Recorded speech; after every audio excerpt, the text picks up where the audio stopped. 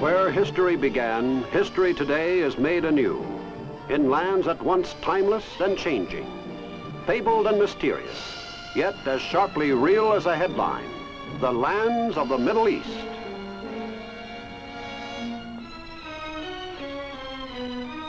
The maps of the Middle Ages used to show this region as the center of the world because of its inclusion of the Holy Land. Already then, it was a cultural area rich in history. Western civilization began in the valleys of the Nile, the Tigris, and Euphrates rivers. Here, men learned to domesticate animals, to farm the soil, to write, to make laws, and to worship one God. For three of the world's great religions germinated here: Judaism, Christianity, and Islam.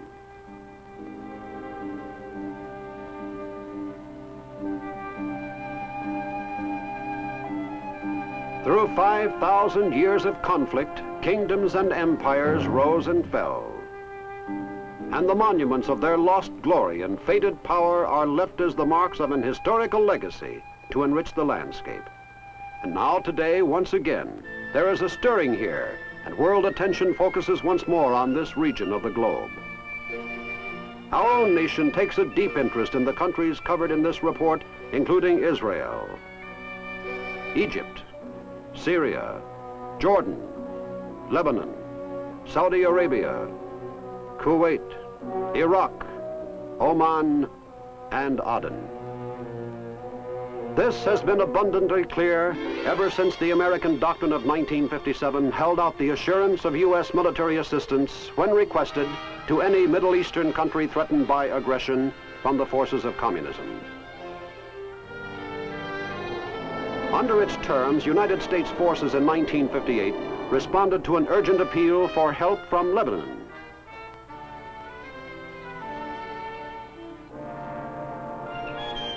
Why this interest in the Middle East? One reason is its location. It is a world crossroads, a sea, land, and air bridge connecting the three continents of Europe, Asia, and Africa. Then there is the area's immense supply of oil, about 2/3 of the world's known reserves. From this supply, it furnishes 3/4 of Europe's oil needs and almost all those of the Far East. In world affairs, too, these states are playing an increasingly significant role. They frequently take a united stand on issues and exert a powerful influence on other states. Thus, the majority of nations in this area, making up the Arab bloc, can have considerable impact on world attitudes and decisions. The area which, for all these reasons, figures so importantly in the course of world history today is not one solid entity. There are divisions, some of them deep and ancient, some born of the troubled present, which pit nations and groups of nations and groups within nations against each other. Their governments range from republic to monarchy to sheikdom, from forward-looking to feudal, and no two are of the same form. And the people themselves differ quite as much as do their forms of government.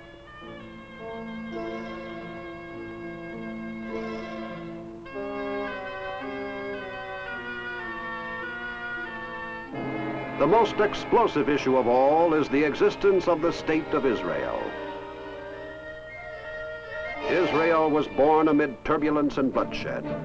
Following UN partition, it became a separate nation after the British, who had exercised a mandate since the end of World War I, withdrew from Palestine in 1948.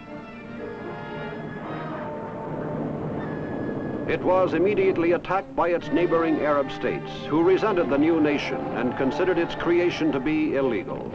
Israel successfully beat off the attacks, and a series of armistice agreements worked out by the United Nations brought an end to organized warfare in 1949.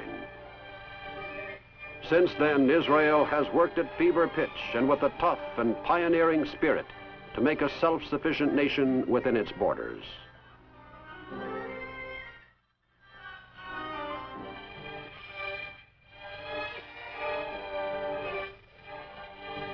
Penniless Jewish immigrants, bringing with them the varied languages, skills, and customs of the countries of their birth, have been absorbed and provided with shelter, food, and jobs.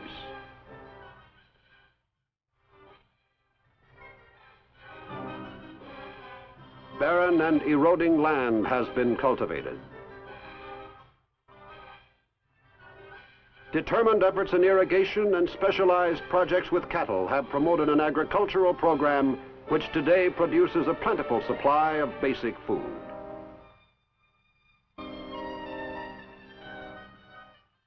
Even industry, despite serious limitations in raw materials, has grown rapidly. At variance with this picture are the camps outside Israel's borders, where more than 1 million Arab refugees maintain a miserable existence and demand the right to return to the homes in Palestine from which they say they were dispossessed during the war. Israel says it would be impossible to readmit them. It has offered to discuss compensation. But the Arab states, supporting the refugees' demands, refuse to acknowledge Israel's right to Palestine and will not accept any conditions at all.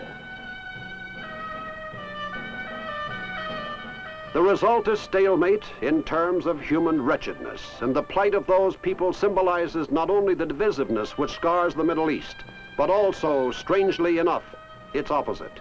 For the Arab nations surrounding Israel, although divided on many issues, are united in their opposition to Israel.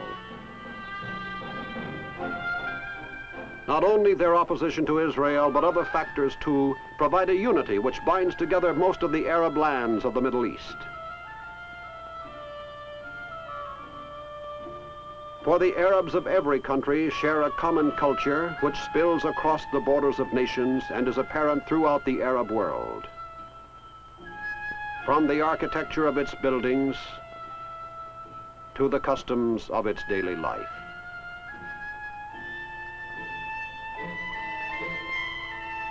Much of this cultural unity stems from the Arab language, the tongue most commonly used in the area. It is something more than a bond uniting the Arab world. It reflects the tradition and customs of that world.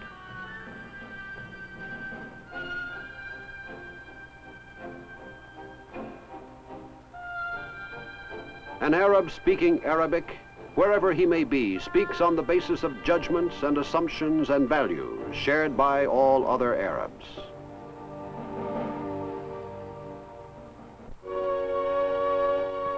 Religion is another socially cohesive force. There are Christian groups, particularly in Lebanon, and to a lesser extent in Egypt. And there are, of course, the Jews in Israel. But the overwhelmingly dominant religion in the Middle East is Islam, the powerful faith founded by the Prophet Muhammad 1400 years ago. 5 times a day, a call from the minaret atop the mosque, which is the center of community life in every village and city, summons the faithful to prayer. And in home and mosque and field, Muslims kneel and face Mecca, the holy city in Saudi Arabia where Muhammad was born. It is a common sight, for Islam is a faith which pervades the daily lives of the people, and its Bible, the Koran, spells out with precision the details which form the basis of their law and culture. It is a faith built upon the acknowledgement of one God, whose name in Arabic is Allah, and throughout the Muslim world it teaches a unifying peace through submission to Allah's will.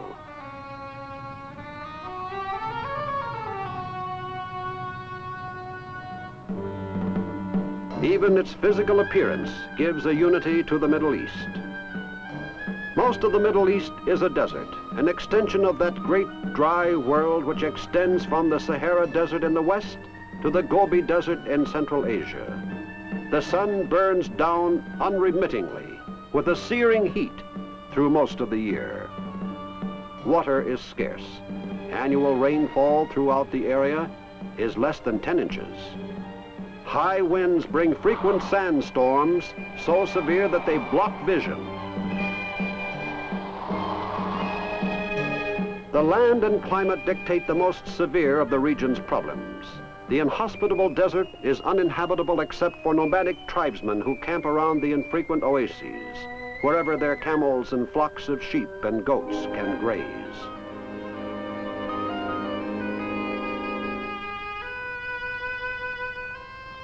Most of the people live by farming the narrow, crucial bands of fertile land which stretch along the few rivers, or in even smaller regions made arable by irrigation.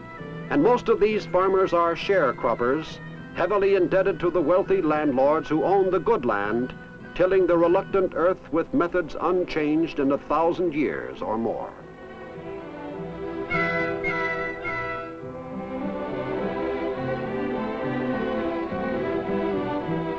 For them and for the thousands who flock to the cities in a hopeless effort to find something better, life is a primitive existence ridden with poverty and the companion conditions of illiteracy and disease.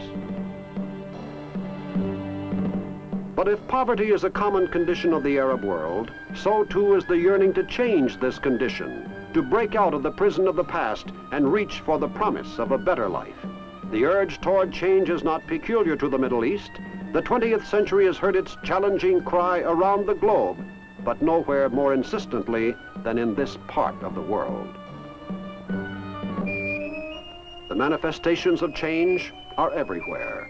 In the quiet modification of customs and social patterns centuries old, in savage street demonstrations which defy the old authorities and create new ones overnight.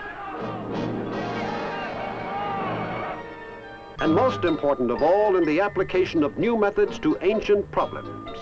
Some of the countries of the Middle East have seized upon industrialization as the answer to all their troubles and the fastest path to the promised land of tomorrow.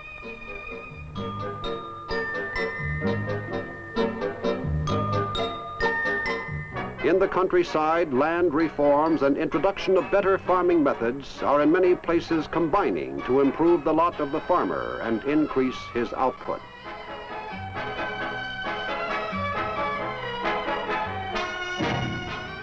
The most ambitious and hopefully regarded projects are those which endeavor to make more land productive through irrigation and develop water power for industry. Most widely known such project is Egypt's construction of the Aswan High Dam on the Nile. Begun in 1960, it reached its first stage of completion in 1964. Construction on the dam was begun with help from the Soviet Union. It was not Russia's first foothold in the strategic Middle East.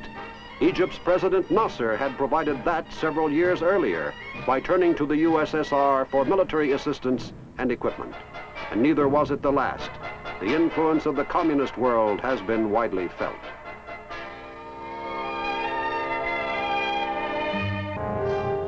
In an application of propaganda technique, which the communists have used in every part of the world, they have worked here to exploit the people's natural grievances to their own advantage, and to stir up antagonism toward the West by playing on the people's fears and resentments of former colonialism.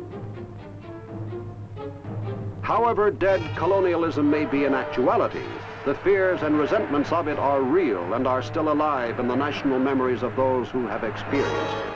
And in much of the Middle East, the tradition of outside control stretches back to the days of Greece and Rome. This resentment was fanned to new life in 1956 after Egypt's Nasser nationalized the Suez Canal, the vital artery through which commercial traffic has flowed for a century. Great Britain and France, whose interests had jointly controlled the canal, were fearful of a disruption in the delivery of their oil supplies. They sent in troops, ostensibly to bring an end to warfare between Egypt and Israel, which had come with Israel's earlier invasion of the Sinai Peninsula. But they quickly moved to create a buffer zone around the canal.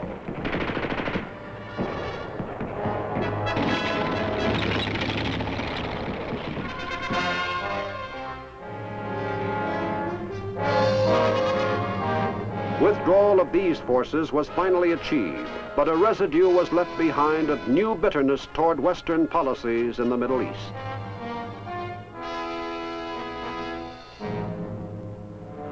The stand most of the major Middle Eastern countries take in the Cold War is one of detachment. Sometimes it seems to us more like opportunistic politics, but the leaders insist that their policy is neutrality. If the voice of the Middle East sounds with more vigor and insistence in the world today than it ever has before, it is in great part because of the spirit of nationalism which has swept through the Middle East, as through most of the underdeveloped regions of the world since World War II. governments and empire outposts have toppled in the wake of that raging spirit. Nations have been born, and new and powerful leaders have risen to eminence. A distinctive feature of the nationalism of the Middle East is that it spills across the borders of individual nations and embraces the dream of a pan-Arab world in the Middle East. But it is a dream which up to now has been made of stuff too fragile to translate into political reality in the face of national rivalries. The most ambitious attempt, the union of Egypt and Syria in a single state, the United Arab Republic, lasted for 3 years, until Syria withdrew in 1961, complaining of Egyptian domination. But the dream of Arab unity endures, as evidenced by summit conferences, which are held frequently among Middle Eastern heads of state to discuss and attempt practical solutions to their problems. There are problems aplenty, problems left from the long and bitter past, problems such as the ever-present and explosive deadlock with Israel, woven into the violent fabric of the present, problems on which the course of the future depends, notably the challenge to tame the desert and make its rich oil deposits work for the benefit of all the people, instead of the relatively few who enjoy those rewards now. As it moves to meet these problems, the world feels the stirring, as centuries ago men felt the stir of great events in the desert lands where history began.